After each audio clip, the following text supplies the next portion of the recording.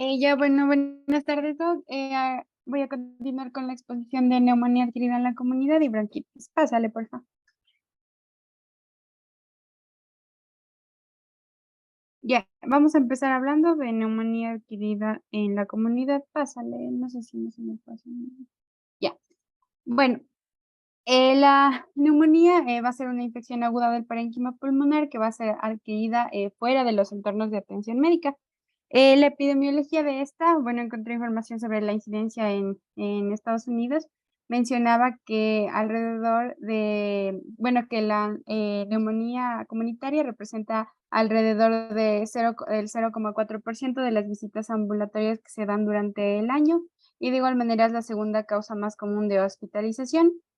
Y mencionaba que también es la causa infecciosa más común de muerte y el 9% bueno, casi el 9% de los pacientes hospitalizados por neumonía comunitaria van a ser rehospitalizados debido a un nuevo episodio durante el mismo año. Pásale, por favor. Ya, respecto a los factores de riesgo, entre estos mencionaba la edad. En adultos mayores de 65 años, estos presentaban mayor incidencia en hospitalizaciones. De igual manera, otro factor de riesgo son las comorbilidades crónicas. La principal iba a ser la enfermedad pulmonar obstructiva crónica y otras también que van a estar asociadas como factores de riesgo van a ser otras enfermedades pulmonares como el asma o también enfermedades cardíacas, como la insuficiencia cardíaca congestiva, diabetes, bueno, otras enfermedades como diabetes, desnutrición y otras condiciones en donde el paciente se encuentra inmunocomprometido. También infecciones virales del tracto respiratorio, las cuales pueden provocar neumonías virales primarias y también predisponen a una neumonía bacteriana secundaria. De igual manera, el deterioro de la protección de las vías respiratorias. Esta mencionaba que van a existir ciertas condiciones que van a incrementar el riesgo de aspiración del contenido al estómago o de secreciones de las vías respiratorias superiores, como la alteración de la conciencia. Esto, por ejemplo, mencionaba en un accidente cerebrovascular o cuando el paciente sufre convulsiones o consume algún tipo de drogas o alcohol. Y también la disfagia debido a lesiones en el esófago o a problemas de la motilidad del estómago. También va a estar el tabaquismo y el consumo excesivo del alcohol y otros factores como que han sido asociados a la neumonía adquirida en la comunidad, como las condiciones de hacinamiento en las que viven las personas, como por ejemplo personas sin hogar o que viven en refugios. Pásale, por favor. Respecto a eh, los causantes más comunes de la neumonía adquirida en la comunidad, se van a agrupar en tres categorías que pueden ser por bacterias típicas, atípicas o virus respiratorios. El principal dentro de las bacterias atípicas, bueno, el que era el más común es ay, perdón, ya que era el más común, está el Pneumoniae, también el Haemophilus influenzae, dentro de las atípicas va a estar la Legionella y el Mycoplasma pneumoniae, entre los principales, y dentro de los virus respiratorios va a estar el virus de la gripe A y B y el SARS-CoV-2. También el rinovirus y el virus de la parainfluenza, entre los principales. Pásale, por favor. Ya, respecto a la patogénesis de la neumonía, mencionaba que, bueno, como les mencioné, esta es una infección del parénquima pulmonar, que en sí va a estar causada principalmente por, como ya les dije, patógenos respiratorios que pueden ser bacterianos o virales. Estos patógenos respiratorios van a transmitirse de persona a persona a través de gotículas o a través de inhalación de aerosoles, el cual es, bueno, esto no era tan frecuente mencionado. Ya, y después de esta inhalación que se va a dar, el patógeno lo que va a hacer es colonizar la nasofaringe y luego va a llegar a los alvéolos pulmonares mediante la microaspiración que va a darse. Cuando, y ya cuando el tamaño de este inóculo que se va a formar es grande o ya es suficiente, o en sí las defensas inmunitarias del huésped están deterioradas, lo que va a pasar es que ya se produce la infección como tal. Entonces, la replicación del patógeno y la producción de factores de virulencia y también la producción de citoquinas, principalmente por los macrófagos alveolares y también el reclutamiento de los neutrófilos en el espacio alveolar va a causar esta respuesta inmune del huésped, lo que va a conducir a la inflamación y el daño del parénquima pulmonar, que en sí resultaría en la neumonía. Pásale, por favor. Ya, la presentación clínica de esta, dentro de, bueno, mencionaba signos y síntomas pulmonares, como la tos, la cual puede ser con o sin producción de esputo, que es uno de los síntomas principales, igual la disnea y el dolor torácico pleurítico. Ya, otros signos también de neumonía durante el examen físico incluía la taquimia, el aumento del trabajo respiratorio y los ruidos respiratorios como estertores o crepitantes que podrían encontrarse durante el examen físico. De igual manera, mencionaba que era característico en la radiografía de tórax observarse esta acumulación de líquido dentro de los alvéolos, la cual va a aparecer en la radiografía como opacidades en el pulmón. Pásale, por favor. Y dentro de los signos y síntomas sistémicos, mencionaba que la gran mayoría de los pacientes van a presentar fiebre y también van a ser comunes otros síntomas como escalofríos, fatiga, malestar general, dolor torácico, el cual puede ser como consecuencia de la tos que va a presentar el paciente y también en algunos casos puede presentar anorexia. De igual manera, va a presentar leucocitosis con desviación a la izquierda. eh, y también marcadores inflamatorios como la proteína C reactiva y la procalcitonina, los cuales pueden estar aumentados. Mencionaba que la procalcitonina igual puede estar aumentada, bueno, es más común que se aumente cuando se trata de una infección bacteriana. Ya, pásale, por favor. Respecto al diagnóstico, este mencionaba que por lo general, bueno, primero va a ser la clínica, el cual, como ya les mencioné, iba a consistir de la fiebre, la disnea, la tos, que puede o no acompañarse con producción de esputo.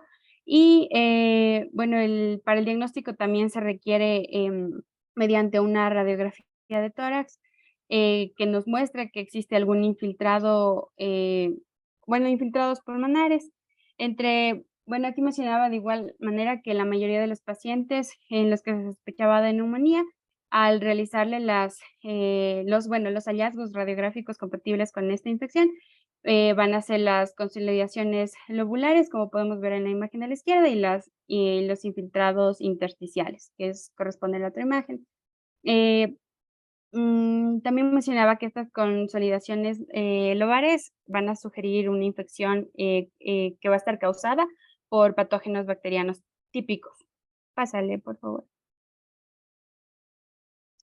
Ya, también mencionaba que es importante establecer, bueno, la gravedad de la enfermedad y de acuerdo a esto, el lugar donde va a ser atendido el paciente. Entonces, luego de ya establecer el diagnóstico, debemos definir la gravedad de la enfermedad. Y aquí mencionaba que las puntuaciones para establecer la gravedad más utilizadas iba a ser el índice de gravedad de neumonía, que es el PSI, y el CURB 65, los cuales van a dividir a la neumonía en leve, moderada y severa.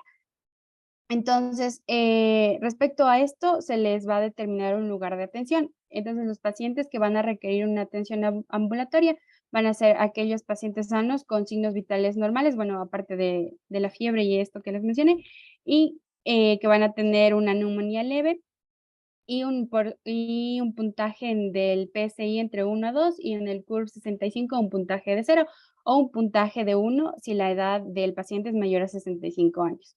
Los pacientes, en cambio, que van a requerir un ingreso hospitalario van a ser los pacientes que presentan una saturación de oxígeno menor al 92%, y también los pacientes con puntajes del PSI mayor a 3 y del CURB 65 mayor a 1 o un puntaje mayor o igual a 2, de igual manera si el paciente es mayor a 65 años, ellos generalmente van a ser hospitalizados.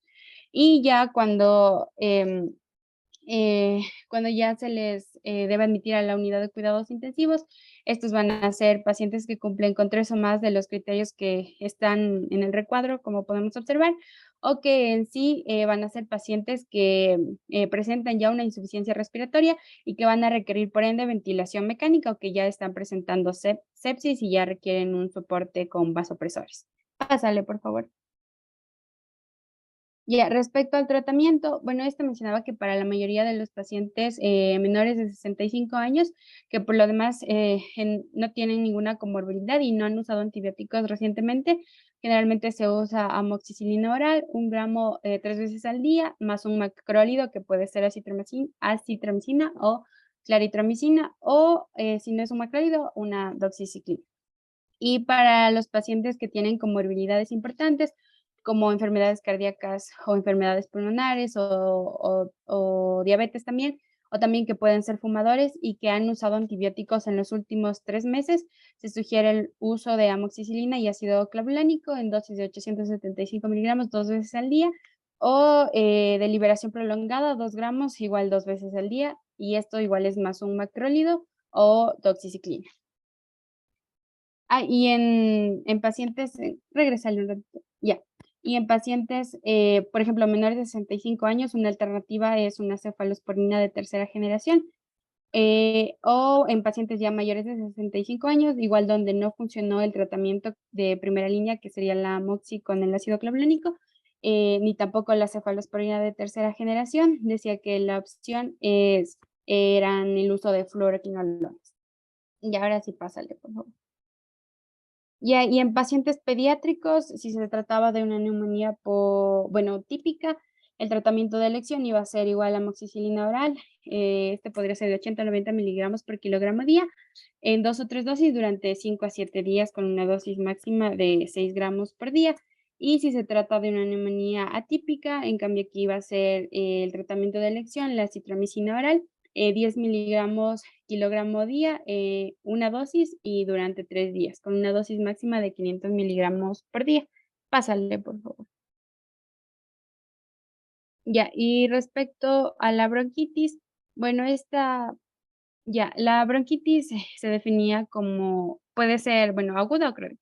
La bronquitis aguda se trataba de una infección del tracto respiratorio inferior que va a afectar a las vías respiratorias grandes, es decir, a los bronquios, y esta, bueno, no va a haber evidencia de neumonía y va a ocurrir en ausencia de alguna enfermedad pulmonar obstructiva crónica. En cambio, ya es una bronquitis crónica. Esta ya la mencionaba como un subtipo de una enfermedad pulmonar obstructiva crónica y se definía como una tos que duraba al menos 3 meses en cada uno de 2 años sucesivos. La epidemiología de esta decía que, bueno, la bronquitis aguda en sí es una de las, de igual era una condición común en la práctica clínica, que representaba aproximadamente entre el 5 al 10% de las visitas de atención ambulatoria en Estados Unidos y, bueno, también era similar en Latinoamérica. Pásale, por favor. Ya, respecto a la microbiología, decía que los virus iban a ser los patógenos que se iban a identificar con mayor frecuencia. Les estaba hablando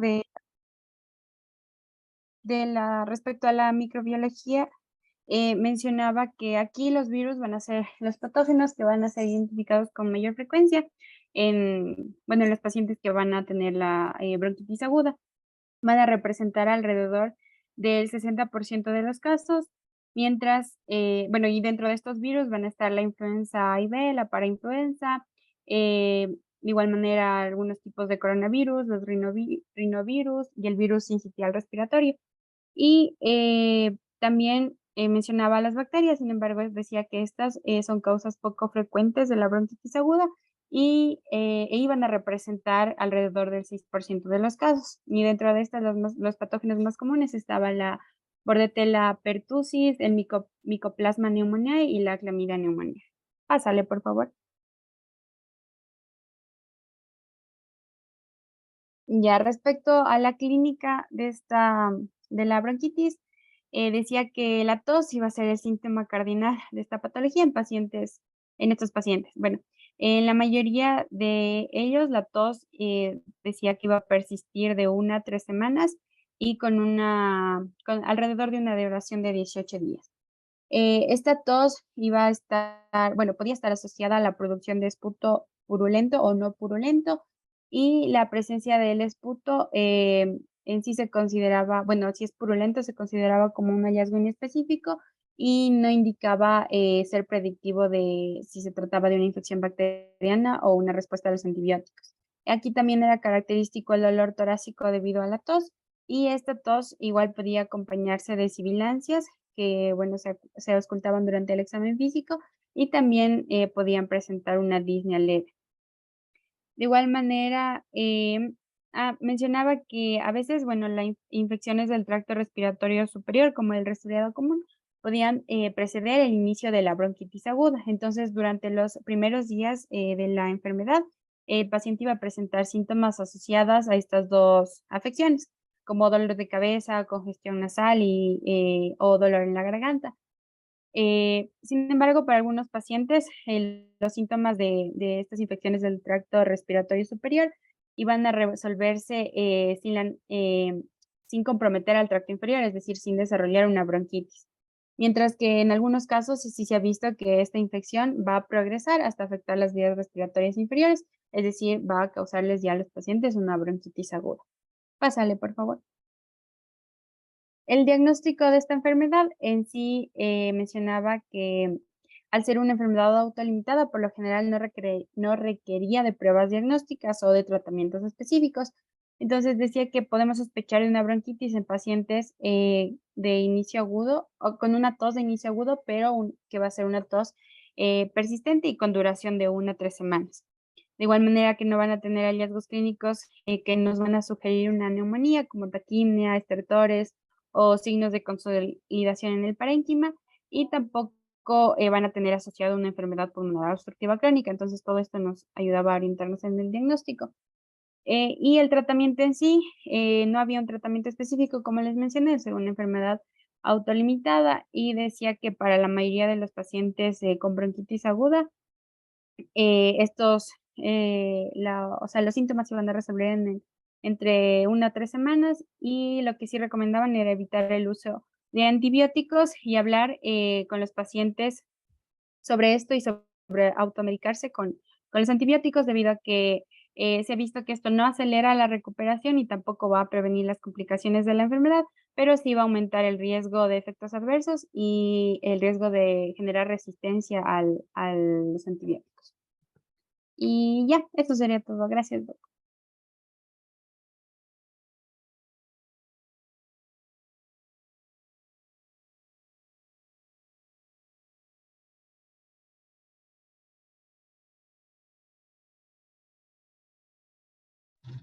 ¿Quién tiene el siguiente tema? El de COVID.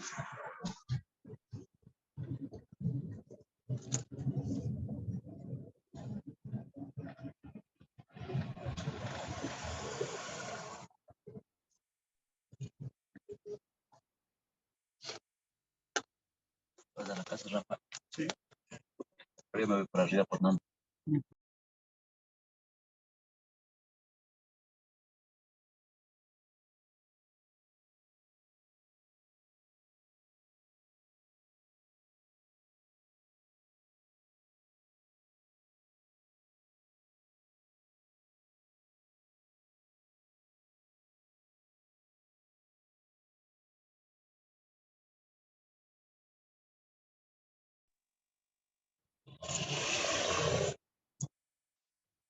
¿A quién le toca el siguiente tema, por favor, chicos?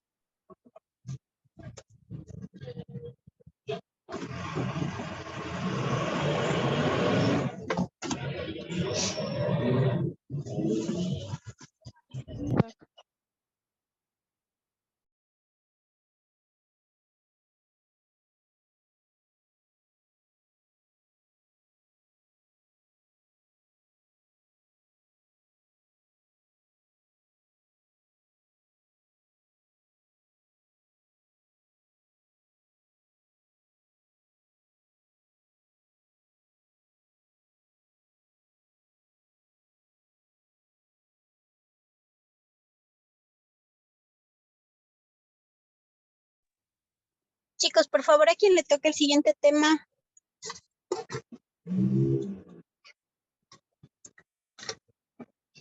Así que WhatsApp.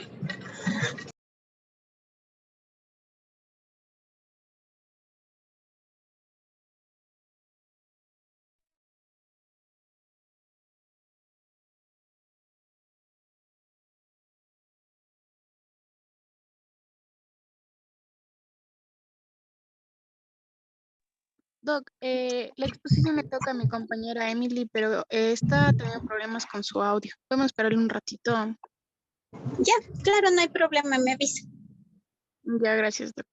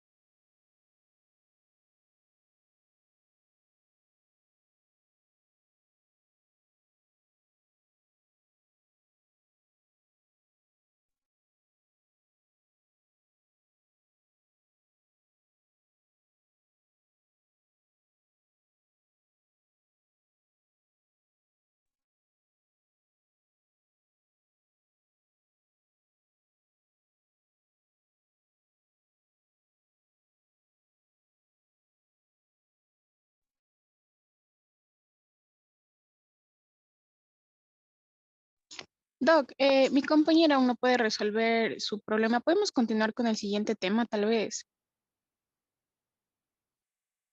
Claro, Doc, para que ella luego continúe. No hay Ajá. problema. Ya, listo. Ya.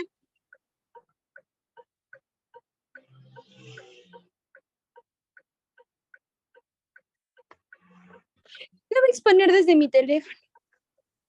No hay problema, Doc. Ya va a hablar ahorita.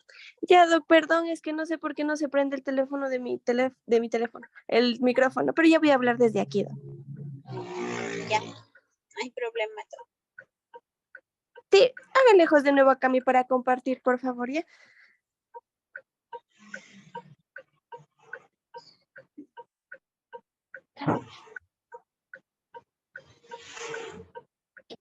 Ya, entonces buenas tardes, Doc y compañeros. Yo les voy a hablar de lo que es COVID. Entonces, el COVID es una enfermedad causada por coronavirus que va a dar lugar a un rango de infecciones respiratorias que van desde resfriados hasta síndrome de distrés respiratorio. Ya. Ya. Los coronavirus son importantes patógenos humanos y animales y a finales del 2019 se identificó un nuevo coronavirus como causa de un grupo de casos de neumonía en Wuhan. Entonces, una ciudad que es de la provincia de China y este se propagó rápidamente, lo que resultó en una epidemia en toda China, seguida de un número creciente de casos en otros países del mundo. Y en febrero de 2020, la Organización Mundial de la Salud lo designó el COVID como enfermedad por coronavirus 19. El virus que causa el COVID-19 se denomina síndrome respiratorio agudo severo coronavirus 2, es SARS-CoV-2. Posteriormente, en 2019 que se le denominó. Entonces, por ejemplo, tenemos que regrésale, no está, ya, síguele. Entonces tenemos, por ejemplo, la última situación epidemiológica nacional que tenemos, que es la de que nos muestra los casos confirmados que tuvimos, que aproximadamente son 567.332, los casos descartados, que fueron más de 1,500,000, los casos probables que hicieron 120,000 y los casos confirmados por sexo, siendo un poco más prevalente en hombres. Estos son los casos que tenemos desde el 29 de febrero desde el 2020 hasta el 8 de enero del 2022. Entonces, como podemos ver, nuestro país resultó gravemente afectado. Nos muestra la revisión realizada antes de o sea, cuando ya se terminó el COVID, que aproximadamente nunca desarrollaron síntomas. Además, nos decía que la Organización Mundial de la Salud lo declaró una emergencia de salud pública de importancia internacional el 30 de enero del 2020, condición que se mantuvo hasta el 5 de mayo del presente año. Ahora sí, pásale, por favor. Ya, a continuación tenemos las distintas variantes que puede presentar el COVID, que tenemos la alfa, la beta, la gamma, la delta y la última que se presentó, que es la omicron. De igual manera, otras variantes de interés que tenemos es la lambda o la mu. Y aquí tenemos las más comunes que se presentaron en América, que la más común en el año 2021 fueron la Omicron y le seguía la Delta, que fueron las nuevas variantes que se presentaron y fueron las más prevalentes al final de la pandemia. Pásale, por favor. Ya, en cuanto a la transmisión, desde el punto de vista de su mecanismo, se transmite principalmente de persona a persona a través de aerosoles respiratorios, por contacto humano directo y fomites contaminados con las secreciones de una persona infectada a otra. Pásale, por favor. Ya, en cuanto al aspecto de la infección, varía desde leve a crítico y la mayoría de infecciones no suelen ser graves. Em, Entonces tenemos una enfermedad leve que es sin neumonía con neumonía leve que se informó en aproximadamente un 81%, una enfermedad grave que teníamos ahí con disnea o hipoxia o más del 50% de compromiso pulmonar dentro de las primeras 24 a 48 horas que son del 14%. La enfermedad crítica que tenemos con insuficiencia respiratoria, con shock o disfunción multiorgánica, que tenemos en un 5%, y que la tasa de letalidad fue aproximadamente del 3 al 4% y que no se informaron muertes entre los casos no críticos. También nos decía que ni la tasa de letalidad ni la tasa de mortalidad por infección representa una carga del total de la pandemia, debido a que hay un exceso de mortalidad por otras afecciones, debido, por ejemplo, a la atención tardía o por que los sistemas de salud de atención estaban sobrecargados, además como los determinantes sociales de las personas que también influían en gran parte. También tenemos aquí los factores de riesgo, que tenemos la mayor edad, que las personas de cualquier edad pueden adquirir el COVID, aunque los adultos de mediana edad y los mayores son los que eran más comúnmente afectados y también los adultos mayores tienen más probabilidades de tener enfermedades graves. El 87% de los pacientes que tienen y tuvieron COVID están entre los 30 y los 79 años. También tenemos que otro factor importante son comorbilidades, la inactividad física, antecedentes socioeconómicos que hace referencia al acceso a los servicios de salud y el sexo, que los hombres han representado un número mayor de casos comparados a las mujeres y también un número mayor en relación a la letalidad. Pásale, por favor. Ya, ahí tenemos un cuadro que nos muestra por completo cuáles son los factores de riesgo a los que más prevalentemente afectaban de manera crítica o grave el COVID, como igual les mencioné, una edad de mayor de 65 años, asma, cáncer, y que hacemos referencia aquí más de las comorbilidades, como de enfermedades cerebrovasculares, enfermedad renal crónica, fibrosis quística, diabetes, y entre otros. Pásenle nomás, por favor. Ya, en cuanto a las manifestaciones clínicas, tenemos en primer lugar que el periodo de incubación es generalmente dentro de los 14 días posteriores a la exposición y la mayoría de los casos ocurren aproximadamente de 4 o 5 días después de esa exposición. El periodo medio de incubación de la variante, por ejemplo, Omicron, es un poco más corto y los primeros síntomas suelen aparecer entre los primeros 3 días. En la presentación inicial tenemos que generalmente los pacientes COVID-19 sintomáticos tenemos la tos, las mialgias, el dolor de cabeza, que suelen ser los síntomas más comunes, y entre otras características que también se podían presentar tenemos la diarrea, el dolor de garganta, anomalías en el olfato o el gusto, también congestiones nasales, estornudos, y estos solían ser más frecuentes con la variante Delta y Omicron. La neumonía es la afectación más grave y más frecuente de la infección y se caracteriza especialmente por fiebre, tos, disnea, infiltrados bilaterales en las imágenes del tórax, aunque algunas características clínicas, por ejemplo, los trastornos del olfato del gusto, son más comunes que en otras infecciones respiratorias no virales y que era bastante distintivo. Pásale, por favor. No. Y las complicaciones. En cuanto a las complicaciones, tenemos a la insuficiencia respiratoria, como el síndrome de dificultad respiratoria aguda, que es la principal complicación en pacientes con enfermedad grave y que puede manifestarse generalmente después del inicio de la disnea.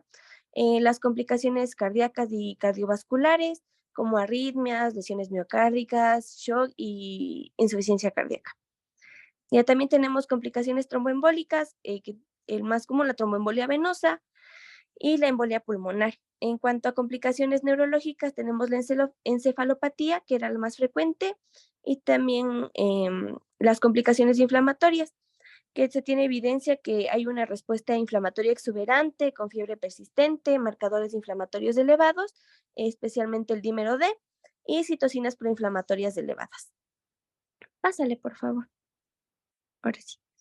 Ya, el diagnóstico, los hallazgos del laboratorio comunes entre los pacientes hospitalizados, tenemos que se muestra lo que son linfopenia, niveles elevados de aminotransaminasas, niveles elevados de lactato deshidrogenasa, marcadores inflamatorios elevados, como ya mencioné, igual la proteína C reactiva, la ferritina, y también anomalías que se suelen presentar en las pruebas de coagulación. También un método diagnóstico que se usa es de las radiografías de tórax, que pueden ser normales en enfermedad temprano leve, pero tenemos que se pueden presentar consolidaciones y opacidades en vidrio esmerilado, distribuciones bilaterales periféricas y especialmente de la zona pulmonar inferior. Y nos destacaba que la afectación pulmonar aumentó durante el curso de la enfermedad con un pico de la gravedad entre los 10 a 12 días después de la aparición de los síntomas. Y también tenemos la tomografía computarizada de tórax. Esta suele ser más sensible que la radiografía y podemos tener hallazgos característicos, pero no se recomendaba mucho para la detección o el diagnóstico, y se recomendaba más para pacientes hospitalizados y cuando ya se cree que es necesario el tratamiento. Y aquí tenemos que las opacificaciones de vidrio esmerilado, que se presentaban en un 58%, engrosamiento de la pared pleural, engrosamiento del tabique interlobulillar y también eran broncogramas aéreos. Pásale, por favor. Ya, en cuanto a las poblaciones especiales, nos mencionaba que los niños, la infección sintomática suele ser leve y aunque en una poca probabilidad, pero se han presentado casos graves. En cuanto a las mujeres embarazadas, el enfoque general para la prevención, evaluación, diagnóstico y tratamiento es muy similar a las de las personas no embarazadas. Y en cuanto a las personas con VIH, las características clínicas son las mismas que la población general, y entre los pacientes bien controlados, una gran proporción de esos pacientes permanece asintomático. Sin embargo, las personas con VIH siguen teniendo un mayor riesgo de COVID grave, crítico y con ello sus complicaciones. Pásale, por favor. Un punto importante es la prevención, que son de suma importancia fueron de suma importancia para combatir la pandemia y para reducir la propagación de la enfermedad. Se recomendaba una vacunación generalizada entre toda la población y el seguimiento de protocolos básicos de seguridad, como mantener la distancia social, practicar una buena higiene de manos y ponerse en cuarentena si se presentaba síntomas, y el más importante, que era el uso de la mascarilla. Ya nos mencionaba que el uso de la mascarilla disminuía el riesgo, y también se recomendaba más lo que es las mascarillas en KN95. Ya, en cuanto a la vacunación, pásale, por favor. En cuanto a la vacunación, la inmunización del COVID empezó durante el año 2019 y disponemos de las siguientes vacunas que han sido aprobadas. Como tenemos en los cuadritos, les muestro las que tenemos, que son la Comirnaty, la Moderna, la AstraZeneca, de Comirnaty es la de Pfizer. Tenemos la AstraZeneca, la de Janssen, la Novavax y la Valneva, y la última que tenemos es la de Sanofi Pasteur. Aquí en nuestro país lo que más se usó fueron Pfizer, AstraZeneca y Moderna y la Sinovac. Esas generalmente, igual en el cuadrito les presento la dosis que generalmente se debe usar. Y aproximadamente un 80% de nuestra población está vacunada con hasta la dosis de refuerzo. Pásale, por favor. En cuanto al tratamiento, tenemos que el tratamiento ambulatorio recomendamos terapia antibiótica y para adultos sintomáticos, es decir, que tienen ya al menos leve a moderado, que ya tienen hasta hipoxia, tienen un menor riesgo de progresión a enfermedad grave. Y más cuando ya se ha hecho la vacunación correctamente y se han manejado las comorbilidades. Primero tenemos las medidas de ingreso, que hay que hacer aislamiento y fluidoterapia. Se debe administrar corticoides sistémicos, para lo que se recomienda dexametasona en dosis de 6 miligramos cada 24 horas por vía oral o intravenosa por al menos 10 días. La profilaxis tromboembólica, que se administra enoxaparina, como ya vimos, es para profilaxis, se administra 40 miligramos cada 24 horas. Antibiótico-terapia empírica, únicamente cuando hay signos de contaminación bacteriana, y se recomienda ceftriaxona en dosis de 2 gramos al día, más amoxicilina clavulánico en dosis de 1000 más 200 miligramos cada 8 horas. Y antivirales específicos que tenemos que son de nueva resolución, como el Remdesivir, que aún no está disponible en nuestro país y realmente sería bastante caro, por lo que se recomienda especialmente el tratamiento, una buena prevención y las medidas de ingreso y la profilaxis. Pásale, por favor. Y eso sería todo en cuanto a COVID, Doc. Gracias y disculpe la demora. No, tranquila, Doc, no se preocupe. Estuvo muy bien la presentación. Chicas, una pregunta. ¿Cuál es la diferencia entre COVID, digamos, neumonía comunitaria, neumonía hospitalaria, o cómo diferencian, y la neumonía asociada a la atención en salud?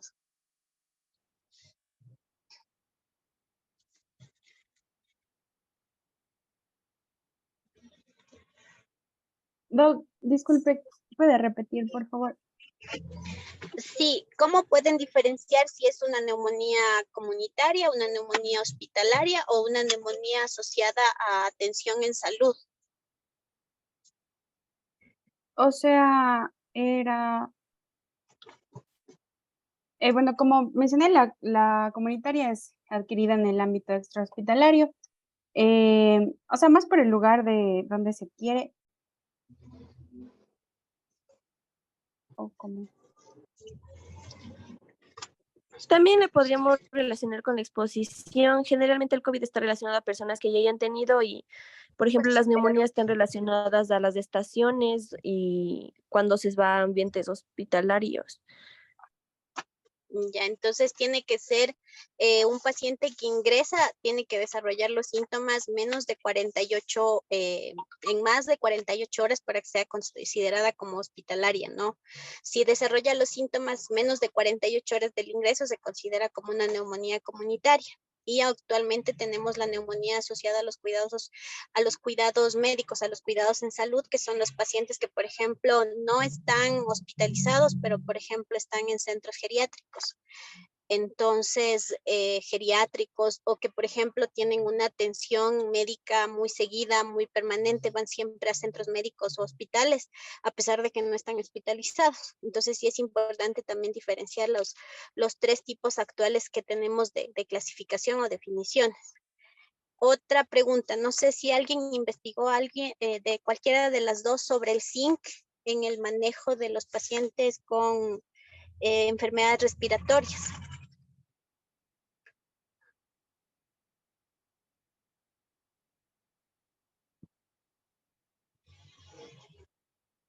No, No, Doc, yo no encontré ese ya beneficio, la verdad. actualmente se está utilizando mucho lo que es el zinc en pacientes respiratorios, porque ayuda a disminuir los síntomas y ayuda a disminuir los días de estancia hospitalaria, ¿sí?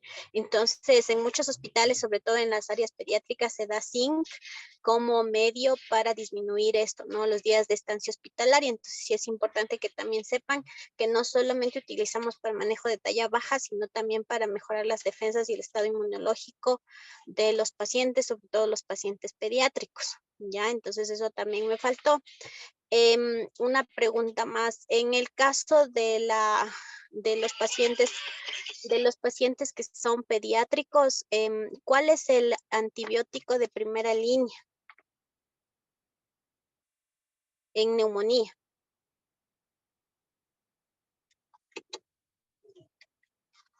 Sí, le mencioné, Doc, estaba en pacientes pediátricos decía la amoxicilina por vía oral, bueno, en una neumonía típica. Y cuando era Sí, típica decía la citromicina, eso, era el sí, de muy elección. bien, ya. Sí, ajá, la amoxicilina sigue siendo la primera línea, ¿no? No amoxicabulánico, sino la amoxicilina sola. Sí, estuvo muy bien, chicas. Me olvidé de decirles que la calificación está a 9 puntos sus diapositivas, 9 puntos la presentación que ustedes hagan, y 2 puntos las preguntas que se les hace al final. para ver el dominio del tema. Entonces, del grupo anterior, me parece que solamente, porque no tengo ahorita ya, voy a llegar y le mando a su representante las notas. El doctor Endara sacó la nota completa, el resto me parece que les bajé 0.5, pero ya les llego y les mando el resto. Tenía menos 0.5 en las preguntas del grupo anterior que presentaron. El resto estaba bien, ¿sí? Entonces, nada más, ¿ya? ¿Van a continuar con el siguiente tema?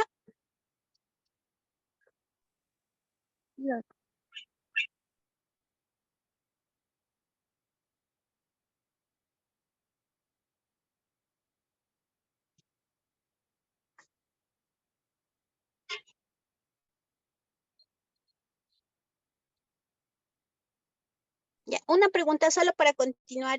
Las doctoras que expusieron fueron Solís Lisset y Kulki Emily, ¿no es cierto? No, Doc. Sí, doctor. No, fueron Melanie Peñafiel y Emily Kulki, doctor. Sí, Doc. Melanie Peñafiel. Perdón, es que como vi que era la pantalla de ella. Solo me dio compartiendo.